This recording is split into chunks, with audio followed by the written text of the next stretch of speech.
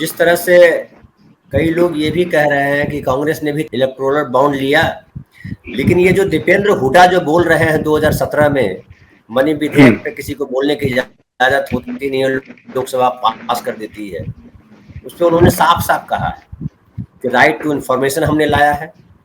7.5% लाभ का जो 7.5% है उससे ज्यादा किसी कीमत पे नहीं दिया जा सकता है किसी पार्टी को फंड, लेकिन आप उसको भी खत्म कर रहे हैं और आप कह रहे हैं कि जो जितना चाहे पूरा लाभ भी दे सकता है।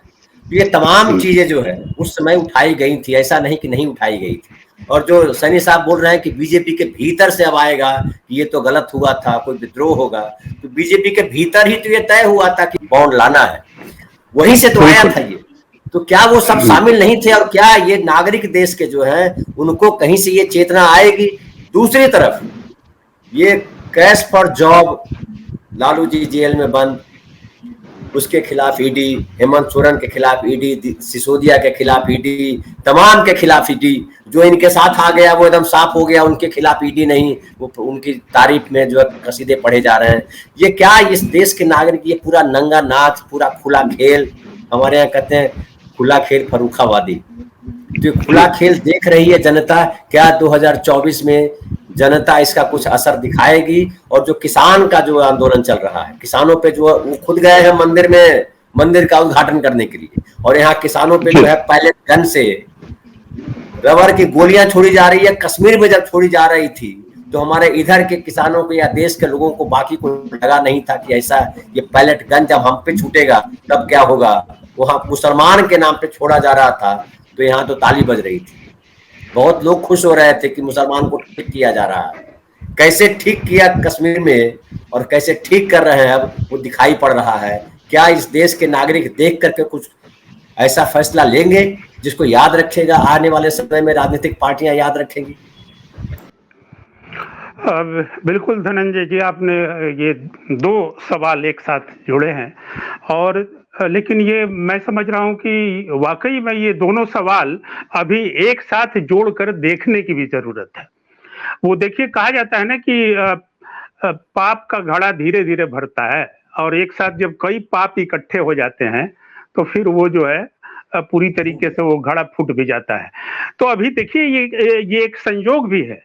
संयोग ये है कि इलेक्टोरल बॉन्ड पर जो है सुप्रीम कोर्ट का आज डिसीजन आता है, और ठीक ऐसे ही वक्त में किसान आंदोलन चल रहा होता है, और वो किसान आंदोलन जिस पर पिछली दफा से भी ज्यादा निरंकुश तरीके से जो है वो केंद्र की सरकार और उनकी सहयोगी हरियाणा की सरकार और ये सब और ज्यादा क्रूर ढंग से कहें कि किसानों के खिलाफ पिल पड़े हैं। तो बिल्कुल जैसे लग रहा है कि डेमोक्रेसी, स्वतंत्रता, जो भारत के नागरिकों की स्वतंत्रता है, वो सब कुछ जैसे एकदम है ही नहीं।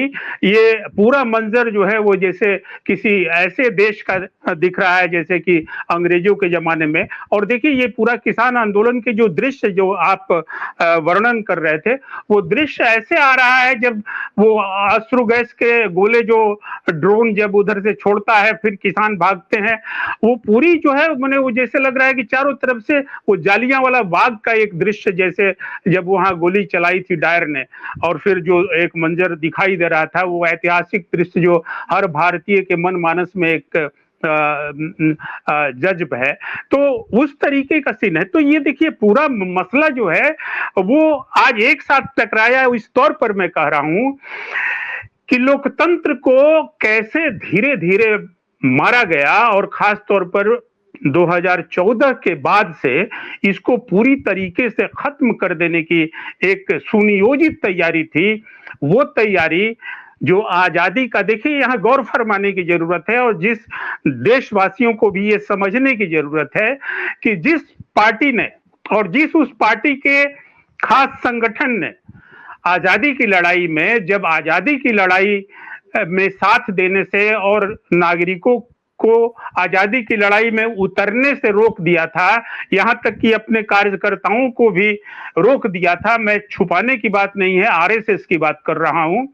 और उसने कहा था कि हमारी ऊर्जा जो है नौजवानों की, वो अभी खत्म करने की जरूरत नहीं है आजादी की लड़ाई में, क्योंकि हमारा अभिष्ट, हमारा मकसद ये उससे भी बड़ा है। वो बड़ा क्या है? तो हिंदू राज्य की स्थापना, हिंदू राष्ट्र की स्थापना। तो ये आजादी के विरोध करने वाली जो शक्तियां हैं, जो आज उसी का जो पॉलिटिकल ऑर्गेनाइजेशन है वो आज केंद्र पर काबिज है 2014 से। तो आप ये मान के चलिए कि इनको लोकतंत्र को खत्म करना ही था, इनको किसानों की ये हालत बनानी ही थी कि उनको पैलेट गन से मारा जाए, उन पर अश्रु गैस ड्रोन से दागा जाए। आप सोचिए युद्ध का नजारा है ना ये ड्रोन का प्रयोग या तो बॉलीवुड करता है कि शूटिंग के दरमियान उसको कैमरा उसको शूट कराना होता है, तो वो कई दृश्य जो है मंजर वो एक विविधता लाने के लिए करता है, और दूसरा ड्रोन का इस्तेमाल तो फिर सरहदों पर ही होता है, दुश्मन की टोह लेने के लिए, दुश्मन को रोकने के लिए, दुश्मन पर बमबारी करने के लिए। तो ये स्थितियां जो दिखाई दे रही हैं, तो ये बता रहा है कि लोकतंत्र कैसे खतरे में आ गया है, और इसको खतरे में न सिर्फ राजनीतिक तौर पर, कैसे लोकतंत्र को खतरे में आर्थिक तौर पर भी, यानी कि उसके पूरे इकोनॉमिक बेस को जो है वो कैसे शिफ्ट कर दिया जाए, ये भी तैयारी चल रही थी 2014 के बाद। और वो तैयारी इलेक्टोरल बॉन्ड के रूप में बीजेपी वो जब लेकर आई, और फिर उसने जो है कहा कि ये पारदर्शी नहीं रहेगा और फिर ये जरूरत नहीं है बताने की। तो आप जान लीजिए कि मुझे लग रहा है कि आज जितनी बहसें हो रही हैं सारे दलों के लिए ये सूट करता था। ये एक बात जान लीजिए, चाहे वो बीजेपी हो तो, चाहे वो कांग्रेस हो तो, चाहे वो कोई दूसरी पार्टी हो तो, इसलिए कि आप समझ ले कि 90 के बाद जब आर्थिक उदारीकरण हुआ, जब नरसिम्हा राव ने वो लाया इकोनॉमिक लिबरलाइजेशन का जो पूरा फार्मूला और फंडा जो है देश में, वो पूरे आर्थिक आधार को शिफ्ट करने का था। तो वो अर्थनीति तो राजनीति को भी प्रभावित करेगी ना। अर्थनीति, राजनीति, समाज नीति, संस्कृति नीति, ये सब एक दूसरे से जुड़े हुए होते हैं। ये जनता समझती है, जनता को नहीं समझ में आता है तो समझना भी चाहिए। तो पूरे उस अर्थनीति को भी शिफ्ट किया गया, और उसको भी तो लोकतंत्र जो है आर्थिक आधार जो लोकतंत्र का था, जिसमें कोई साइकिल से चलते थे Karpoori Thakur, door to door campaign करने वाले लोग होते थे, जत्थों में चलते थे, प्रभात फेरी निकालते थे, भोंपू लगा करके सोशलिस्ट पार्टी के सारे उम्मीदवार गीत गाना गाते हुए प्रचार करते थे, वो सारा कुछ बदल गया है। इसीलिए फिर बाद में आने लगा कि अब आज का चुनाव गरीब नहीं लड़ सकते हैं। तो जो गरीब या पिछड़ा वर्ग या फिर गरीबी रेखा से नीचे रहने वाले या पूरा भारत तो आज भी जो है वो 60% से ज्यादा गरीब ही है ना। पिछड़ी आबादी जिसके बारे में कहते हैं पिछड़े दलित आदिवासी 85% है ना। तो ये पूरी स्थिति लोकतंत्र को शिफ्ट करने के लिए, तो अगर महंगे चुनाव हो गए तो फिर लड़ेगा कौन? तो आज नहीं लड़ पाता है। आम आदमी की नुमाइंदगी जो है संसद से, विधानसभाओं से, यानी कि सदनों से जाती रही। तो ये कैसे हुआ? तो इसमें इलेक्टोरल बॉन्ड एक बहुत महत्वपूर्ण फैक्टर है जिसको समझने की जरूरत है। और आरबीआई ने, आपको ध्यान होगा ये जितनी बहसें चल रही है, आरबीआई ने कहा था कि ये इलेक्टोरल बॉन्ड जो है वो मनी लॉन्ड्रिंग को बढ़ावा देगा। जिस मनी लॉन्ड्रिंग को बेस करके आज विपक्ष उसी को हथियार बनाकर ईडी जो है, ईडी को छोड़े हुए विपक्ष का दमन करने के लिए आज मनी लॉन्ड्रिंग क्या है ये तब वो लोग उस तौर पे नहीं जानते थे, लेकिन आरबीआई ने कहा था कि ये करप्शन का, यानी कि और उसमें भी मनी लॉन्ड्रिंग को जो है ये बढ़ावा देने का काम करेगा, इसलिए इसको खत्म होना चाहिए। लेकिन ये सरकार, इसने आरबीआई की भी नहीं सुनी। ये सरकार कोर्ट में बहुत दिनों से मामला लंबित था, उसकी भी नहीं सुनी। सुनवाई बहुत दिनों से चल रही थी, सुप्रीम कोर्ट भी सुनते कई वर्षों के बाद आज होश में आया तो उसने फैसला सुनाया। लेकिन देखिए तो धनंजय, एक बात ये बिल्कुल साफ है कि ये इलेक्टोरल बॉन्ड का क्यों विरोध होना चाहिए, और आज सुप्रीम कोर्ट ने अगर सख्ती दिखाई है इस पर, तो वो बिल्कुल है कि आप कुछ भी छुपा कर करेंगे जो राइट टू इंफॉर्मेशन है जिसको कांग्रेस ले आई थी, उस राइट टू इंफॉर्मेशन में हर कुछ जानकारी में रहना चाहिए, पारदर्शिता रहनी चाहिए।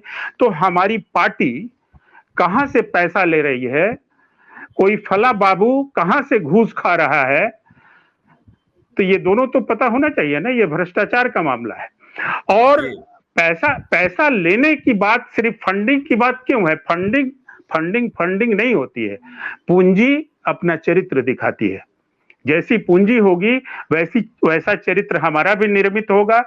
हम नौकरीशुदा हैं तो एक नौकरीशुदा की तरह बाबू बनकर जाएंगे दफ्तर, और अगर हम कोई बिजनेसमैन हैं तो हम फिर सूट बूट टाई लगा करके और फिर कार से जाएंगे। तो पूंजी एक चरित्र निर्माण करती है, तो पार्टियों का चरित्र भी वो बदलेगी। तो अगर जनता के चंदे से पैसा आता है, चंदे से सरकारें चलती है, चंदे से पार्टी चलती है, आप सोचिए एक चवन्नी जो है वो मेंबरशिप हुआ करता था कभी सोशलिस्ट पार्टी का। चवन्नी के बाद जो है 1 रुपया मेंबरशिप हुआ करता था वाम दलों का, अभी हाल फिलहाल तक मुझे लग रहा है। लेकिन वहीं पर आप देखिए कि अब इलेक्टोरल बॉन्ड और हजार करोड़ जो है वो अगर आपका चंदा बनता जा रहा है किसी का, तो पार्टियां तो फिर उस चवन्नी और 1 रुपया अठन्नी देने वाले के हितों की रक्षा नहीं करेगी। वो उनके लिए राजनीतिक एजेंडा नहीं बनाएगी, वो तो बनाएगी फिर उन्हीं 1000 करोड़ वालों के लिए। तो इलेक्टोरल बॉन्ड का मामला है कि सभी राजनीतिक पार्टियों के लिए ये सूट कर रहा था कमोबेश।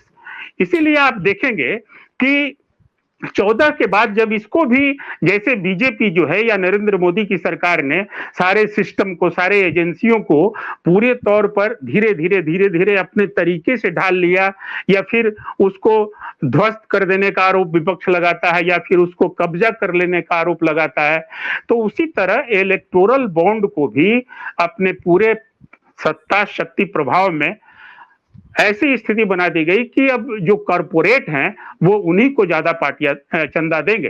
तो एक जो कॉरपोरेट पॉलिटिक्स जो 14 के बाद गहराने लगी, तो ये कॉरपोरेट पॉलिटिक्स पर भी बहुत बड़ा हमला है। और पीपुल्स पॉलिटिक्स जो खत्म हो गई, तो मेरा ये मानना है कि पीपुल्स पॉलिटिक्स को लौटाने की दिशा में भी सुप्रीम कोर्ट का ये बड़ा कदम है, बड़ा फैसला है, अगर जनता इसे समझे तो।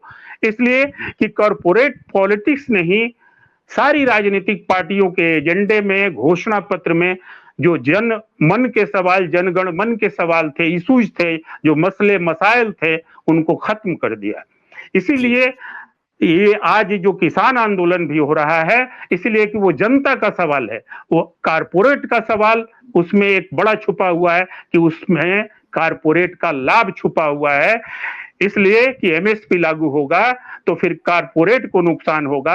और अडानी ने जो तमाम बिहार से लेकर के और पानीपत, सोनीपत तक जो है सारे जो गोदाम बना करके और सारे अनाजों को सुरक्षित करके उस पर जो पूरी एक आधिपत्य कायम करने की कवायद है, एमएसपी से तो प्रभावित हो रहा है। तो अडानी यानी कारपोरेट का हित जो है वो चलेगा, तो जनता के हित के एजेंडे नहीं आएंगे। तो ये इलेक्टोरल बॉन्ड ने पूरी तरह से राजनीति का चरित्र बदल कर रख दिया।